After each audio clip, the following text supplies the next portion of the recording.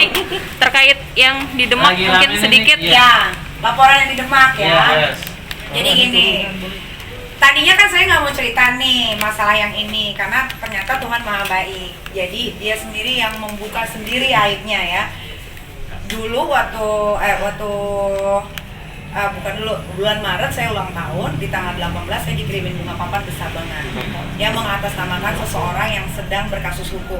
Padahal saya tidak pernah kenal orang tersebut, ya kan? Dikirimin. Saya masih diam, ya kan? Saya pikir ya udahlah, mungkin orang-orang iseng aja mau ngetes gitu kan kekuatan bagaimana. Udah sering berjalannya waktu, ada lagi teror-teror berikutnya yang saya dapatkan sendiri secara pribadi sampai ke area rumah saya, sampai ke manajer saya diintilin, diteror, sahabat-sahabat dekat saya pun diteror.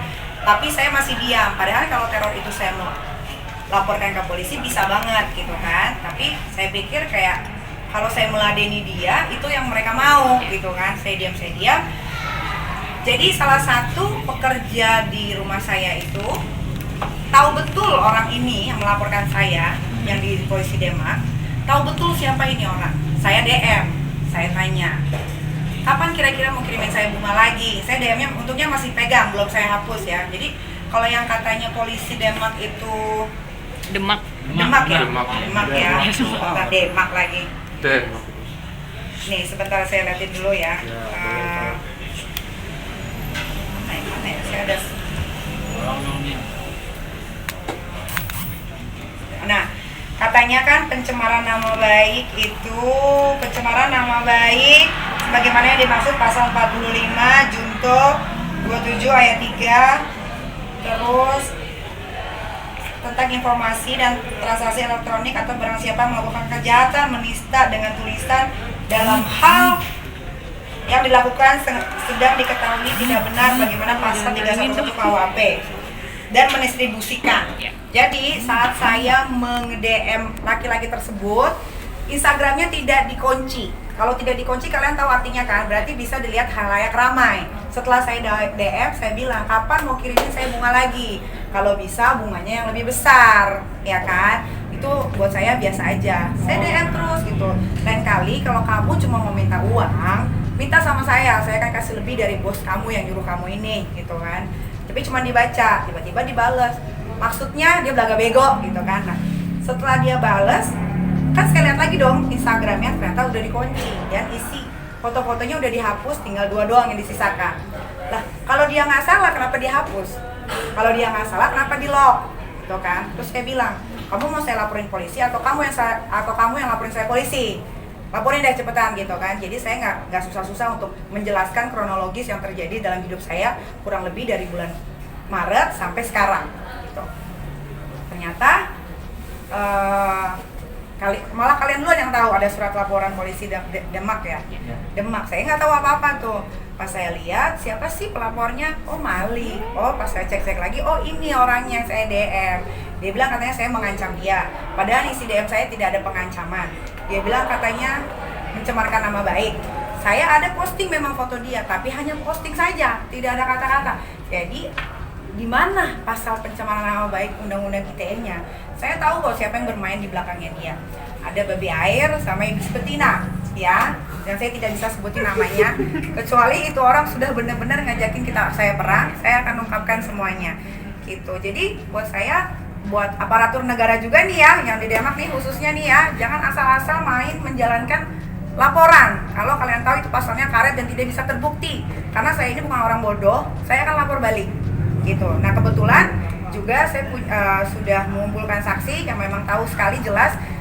Sampai si saksinya 2 orang ini perempuan bilang, waktu pulang dari Padang Bu, si bekas majikan saya ini bilang, kamu tahu nggak, Nikita tuh baru saya kirimin bunga. Gitu. Siapa yang kirimin? Ini. Pulanglah ke rumahnya itu. Langsung si Malik pun ngomong sama si 2 orang ini, lu tahu nggak ada postingan nggak dari Nikita Mirzani? Kalau dia posting bunga papan itu dari gua tahu. Nah, ketika dia sudah mengakui gitu kan, tapi gua nggak tahu, mungkin hanya untuk bikin heboh masyarakat Indonesia dengan gua dilaporkan lagi. Padahal kan ini bukan kali pertama ya gue dilaporin polisi, jadi buat gue tuh biasa aja. Kenapa kalian yang pada heboh? Bingung gue. Coba, kenapa? Ini kan mungkin ini udah ke 101 manusia yang laporin gue ke kantor polisi. Dan gue biasa aja gitu. Jadi nggak ada kasus besar yang ada di Demak. Ini kasus sepele remeh-temeh hanya untuk kepuasan seseorang yang mungkin sakit hati merasa kalau mantan suaminya saya ambil. Ya, padahal kan udah jelas mantan suami, kenal juga enggak. Kalau mereka menuduh saya pacaran, logikanya dipakai ya masyarakat Indonesia. Bagaimana saya bisa pacaran sama orang yang ada di dalam penjara? Coba, kita harus pakai akal sehat kita nih. Jangan gara-gara PPKM, Covid, lu pada nganggur, lu pada stres. Jadi nggak bisa berpikir secara jernih. Bagaimana ceritanya Nikita Mirzani bisa berpacaran dengan orang yang ada di dalam penjara? Itu dulu dijawab. Pegangan tangan nggak bisa, komunikasi nggak bisa, apalagi ciuman. Apalagi gue orang dewasa, yang kalau pacaran nggak mungkin dong, cuma ngomong-ngomong doang. Gitu. Apalagi? Oke. Terus ini kabarnya kalau panggilan pertama kan nggak datang, terus kedua, ketiga katanya akan dijemput paksa. Jemput aja, kalau bisa jemput gue pakai private jet. Puas nggak? Karena yang laporin gua kan seolah-olah orang kaya, punya private jet, padahal itu sewaan, udah gua cek semua. Jemput dong gua pakai private jet. Mantan manajer gua aja bisa kok naik private jetnya dia. Masa gua enggak? Gitu. Lagi? Ini akan nunggu atau mengambil tindakan hukum? Tidak penting untuk saya tanggapi laporan ini, ya. Kalau memang saya mau dijemput, saya tunggu di rumah. Mau kapan? Saya siapin bakso, es teh manis, mie ayam, sama mas batangan. Puas? Emosi nih. Tapi ada rencana mau laporin balik nggak? Iya, karena ini kasus sepele gitu. Kalau kasus apa kayak ini kita nipu orang, nih kita bawa kabur uang orang, itu seru gitu loh. Belum pernah kan ada berita gue bawa lari uang orang atau nipu uang orang? Mana ada? Paling yang dilaporin pencemaran nama baik lagi, pencemaran nama baik lagi. Hei, nama kalian tuh udah busuk, tau nggak? Gak ada yang dicemarin gitu loh. Sekarang logika ya. Orang biasa sederhana bisa melaporkan saya ke polisi, lalu langsung dilayangkan surat panggilan. Berarti ada main nggak di belakang? Orang saya aja yang selebriti harus nunggu SOP-nya kok bisa 2-3 bulan baru pemanggilan. Kenapa ini cuma dalam waktu 2 minggu bisa ada surat pemanggilan? Kalau nggak dibayar atau nggak main belakang, tidak mungkin itu surat laporan bisa langsung melayang ke rumah saya. Tahan dulu, kan minggu lalu di wawancara sabar tentang sabar minggu lalu. Ini masalahnya kalian itu buang-buang waktu untuk nanyain ini, karena inilah yang mereka mau gitu loh. Ini yang mereka mau. Ini nggak sih? Sabar ya. Oke, next pertanyaan. Iya, orang juga manusia ya. Kadang-kadang gue tuh keganggu gitu loh, keganggu kayak berita lagi laporan, berita. Jadi hal-hal yang baik yang gue lakukan tertutup gitu. Sama hal-hal kayak begini.